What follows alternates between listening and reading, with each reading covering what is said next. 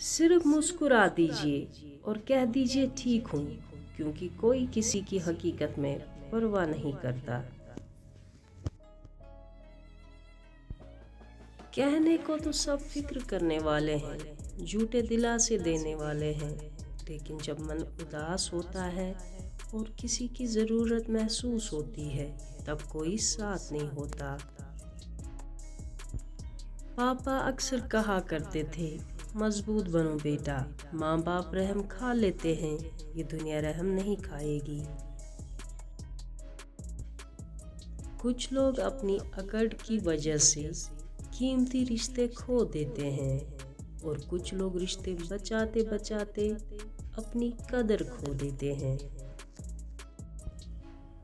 इंसान की संपत्ति ना तो दौलत है और ना ही धन है, उसकी असली संपत्ति तो उसका हंसता हुआ परिवार और संतुष्ट मन है।